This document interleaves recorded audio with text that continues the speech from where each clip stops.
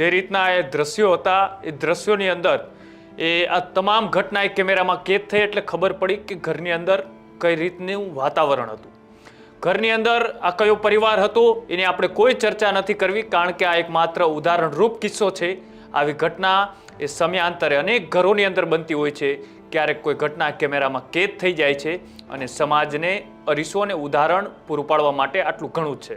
કેમ કે આવા દ્રશ્યો એ ખૂબ કરુણ હોય છે, કેમ કે જે મા બાપ છે એ મા બાપ ક્યારેય પણ એવું ન ઈચ્છતા હોય કે હું મારા પોતાના દીકરાનું કે મારું પોતાનું ઘર છોડી અને વૃદ્ધાશ્રમમાં જાઉં। તેમને હંમેશા મજબૂર જ થવું પડે છે।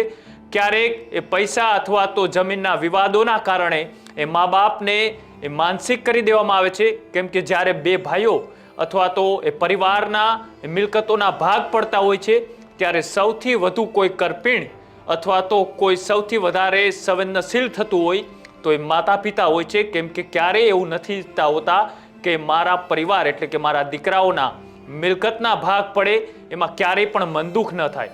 તેઓ હંમેશા એ પોતાના નાના દીકરા હોય કે મોટા દીકરા હોય, પોતાની દીકરી હોય કે પોતાની વહુ હોય, એ તમામને એક સરખા રાખવાનો પ્રયત્ન કરતા હોય છે।